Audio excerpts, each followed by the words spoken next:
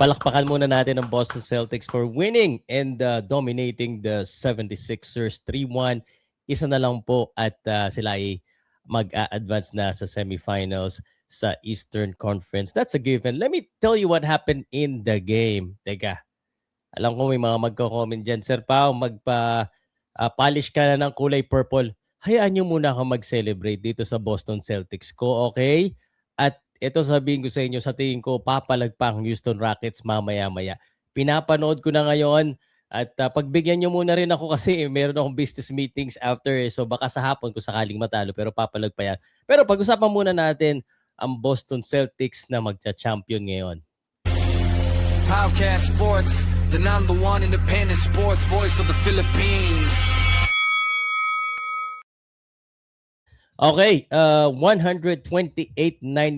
It was total domination ng aking Boston Celtics and the Celtics wins this one. Grabe yung mga birada sa labas ni Jason Tatum, pati si Peyton Pritchard. Sobrang tindi nito ni Peyton Pritchard eh. Peyton Pritchard, siya actually yung kumana eh. Medyo hindi maganda yung simula po ng Boston Celtics. Let's talk about the team statistics. At ito po yung games, no? May isang talo, syempre, ang Boston Celtics nung second game. But yan, then dominate nila yung Sixers sa home court nila. And think game 5 tapos na yan. Binigbigyan lang ng isa para sa Boston Celtics ang panalo. And let me go ahead and tell you kung ano nangyari dito. As in, this was total domination. Grabe yung outside shot. Let me see the game chart. No?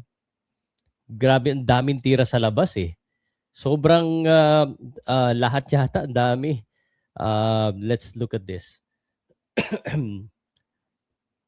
Lamang lahat eh. Sa blocks lang lumabang ang Philadelphia eh. Pass break. Let's look at the 3-point shot. Ilan ba nagawa dito ni Peyton Pritchard kasi yung tatlo talaga kumana eh. Jason Tatum. Lakayan natin ng konti. Nasaan na ba yung points? Yan. Okay. Kita nyo ba yung points? 30 points, Jason Tatum. Jaylen Brown, 20 points. And Peyton Pritchard, 32 points. If you look at the 3-point made, Peyton Pritchard naka-6. Jaylen Brown, 3. Jason Tatum, 5. They have 24 3-point shots. Yun ang pumatay dito sa sa Philadelphia 76ers. So, wala talaga. Kulang talaga. Si Paul George, okay naman kahit papano. Si Edgecombe at saka si Tyrese Maxey, parang hindi rin. Although pumapalag naman sila, wala talaga eh. 22 points, 26 si Embiid, Paul George 16.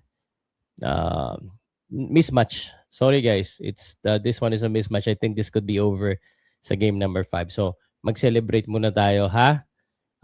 And then after this, pag-usapan natin yung baka nasa labas na ako yung reaction ko ha. So pagbigyan nyo na po ako muna, mag-meeting muna ako. But congrats nyo muna ako, Boston Celtics.